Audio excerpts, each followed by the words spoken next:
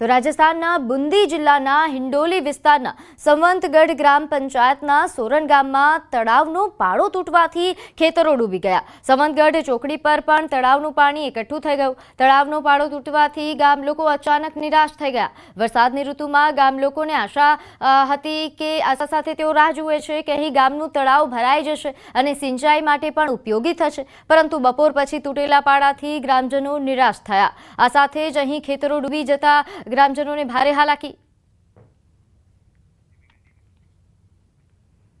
तो राजस्थानના અજમેર શહેરમાં સતત વરસાદ બાદ આના સાગર તળાવ છલકાઈ ગયો છે।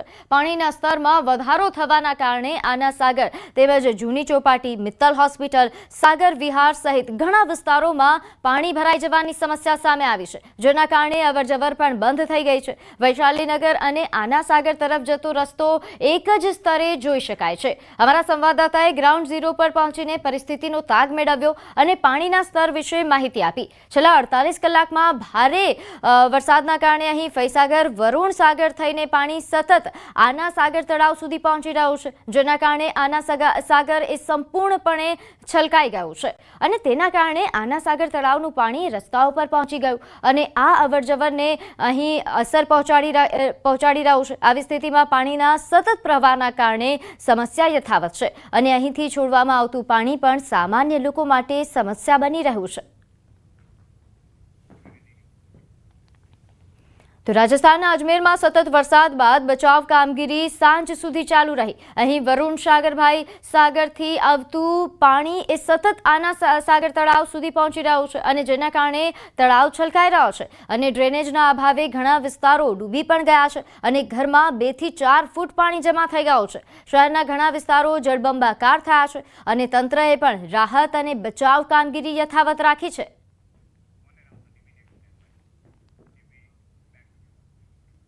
तो आ तरफ वरसादी माहौल में बनासकांठाना पालनपुर ढूंढियावाड़ी विस्तार में जुबिली रेलवे कॉलोनी आगळ भूवो पड्यो, जेमां ट्रक भूवामां फसाता जेसीबी द्वारा भारे जहमत बार बहार कढायो। रात्रिना समये पसार थता ट्रक भूवामां खाबकता सीसीटीवी कैमरामां कैद थई। जो के बनावमां जानहानी नथी, परंतु भूवो पड़ता लोकोना टोळे टोळा उमटी पड्या। स्थानिक लोको नगरपालिकाने जाण करता पालिकानी टीम पण घटना स्थळे पहोंची हती। तो आगे बात करिए वलसाडमां अकस्मातनो वीडियो वायरल थयो। कार साथे बाइक चालक અથડાયો। ધડાકાભેર ટક્કર બાદ હવામાં ફંગોળાયો। બાઇક ચાલક હેલ્મેટના કારણે તેનો આબાદ બચાવ થયો। સમગ્ર ઘટના એ કારના ડેશબોર્ડ કેમેરામાં કેદ થઈ। વલસાડના ઉમરગામના ટીંભી નજીકની આ ઘટના છે, જ્યાં કાર ચાલકે રોડ પર ટર્ન મારતા આ ઘટના બની હતી।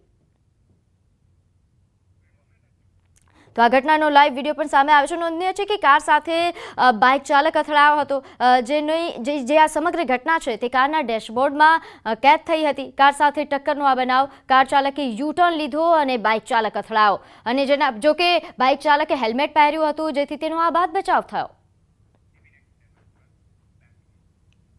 तो आ तरफ सूरत में कार चालक की गंभीर बेदरकारी सामे आवी, जे सीसीटीवी में कैद थई। पेट्रोल पंप परनो हचमचावी नाखतो बनाव सीसीटीवी में कैद। अहीं માંગરોળના પાલોદ ગામ नजीक पेट्रोल पंप पर बनाव बन्यो हतो। पेट्रोल भरावी निकळती कार महिला पर फरी वળી। महिला पेट्रोल पंप पर कचरो भरी रही हती અને તે સમયે કાર ચાલકની બેદરકારીના કારણે તેની પર કાર ચડાવી દીધી। આ બનાવમાં મહિલા ઘાયલ થઈ। હાલ સીસીટીવીના આધારે કોસંબા પોલીસે તપાસ શરૂ કરી છે।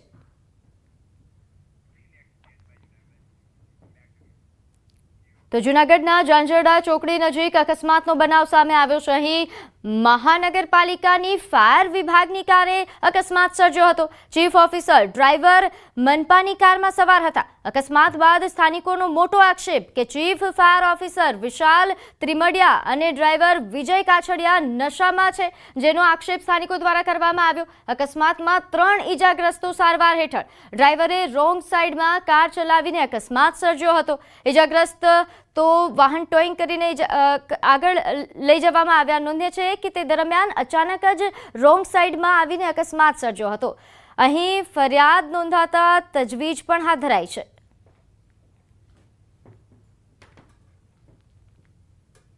અમારી ગાડી સાઈડમાં હતી અને ગાડી બંધ થઈ ગઈ હતી, તો એ ટોઈન કરવા આવ્યા તો અમે જે ગાડી બાંધતા હતા ત્યાં પાછળથી અમને એકદમ બોલેરો આવીને બધાને ઉલાર્યા, મતલબ એક્સિડન્ટ કર્યું, સીધું ફૂટબોલ જ થયા ત્રણેય, હાથ પગમાં ને ફ્રેક્ચર ને એવું બધું થઈ ગયું અને મને મૂંઢગા લાગ્યો અને પછી મેં પોલીસ સ્ટેશનમાં જાણ કરી કે આવું બની ગયું.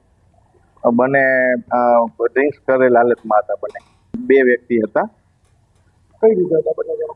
પીધેલ હાલતમાં હતા, મતલબ ડ્રિંક્સ કરેલી હાલતમાં હતા. 11:30 વાગે અમે ટોઈંગ ક્રેન બાંધવા ગાડી બાંધવા ગયા હતા. 2 જણા પાછળથી આવીને અમે ટોઈંગ હું કરતો બેલ્ટ મારતો, એમાં 2 જણા વાંચ જઈને ફૂલ નશાની હાલતમાં હતા. અમને 3 જણાને ઉડાડી દીધા અને હાથમાં, પગમાં અને કમરમાં 3 જગ્યાએ ઈજા થઈ. તો બનાસકાંઠાના પાલનપુરમાં માલમ રોડ પર વાસણા નજીક સર્જાયેલા અકસ્માત કેસમાં કાર ચાલક સામે 2 અલગ અલગ ફરિયાદ નોંધાઈ છે.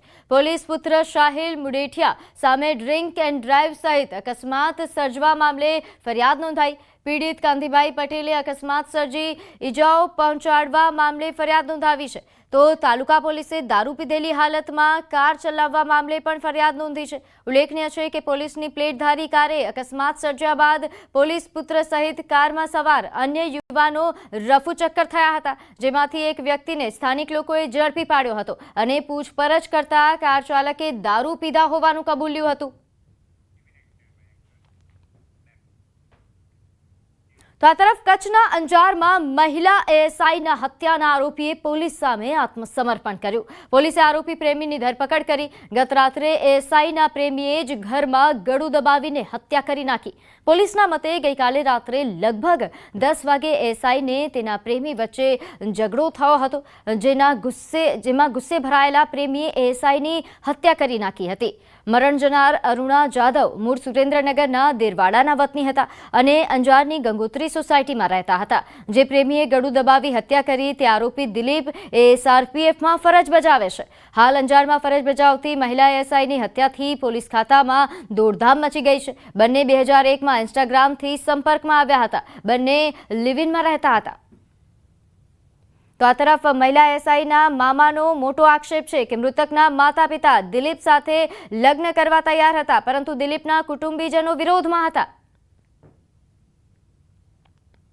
ગઈકાલે રાત્રે બંને અરુણાબેનના ઘરે હતા તે વખતે બંને વચ્ચે 10 વાગ્યાની આસપાસ ઝઘડો થયેલ હતો અને ઝઘડા બાદ આરોપી દિલીપ દ્વારા અરુણાબેનનું ગળું દબાવીને હત્યા કરવામાં આવેલ છે અને આરોપી પોતે અત્યારે સીઆરપીએફમાં કોન્સ્ટેબલ તરીકે ફરજ બજાવે છે. ત્યારબાદ આરોપી દ્વારા સવારે સામેથી અંજાર પોલીસ સ્ટેશન ખાતે સરેન્ડર કરવામાં આવેલું. મારા બેન બનેવી આ દીકરા સાથે લગ્ન કરવા સંમત હતા અને આ દીકરો જે દિલીપભાઈ શંકરભાઈ જાદવ ગામ ટોકરાળા, એને મારી ભાણી સાથે 3-4 વર્ષથી કે સંબંધ હતો અને 2 પ્રેમ સંબંધ નિભાવી એમનું શાંતિથી ગુજરાન ચલાવવા માંગતા હતા. અમે એ લોકોને મળી ચૂકેલા છીએ, પણ એ દીકરાના મમ્મી પપ્પા રાજી હતા, પણ દીકરાના જે કુટુંબીજનો, એના દાદા, એનો દાદાનો દીકરો, આ લોકો આમાં સંમત નહોતા એટલે છોકરાઓને ઘરેથી હળદૂત કરેલા.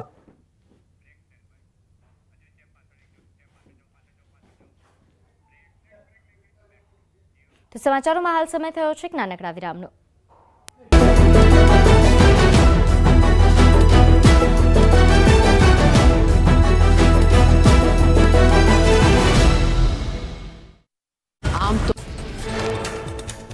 આગામી 7 દિવસ રાજ્યમાં ભારે વરસાદની આગાહી. હવામાન વિભાગે આજે અતિ ભારે વરસાદની કરી આગાહી.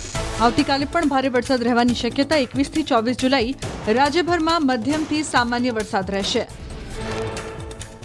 વિરામ બાદ ફરી વરસાદી માહોલને લઈને અંબાલાલનું અનુમાન. કહ્યું, આજે બુધ વક્રી હોવાથી પડી રહ્યા છે વરસાદી ઝાપટા.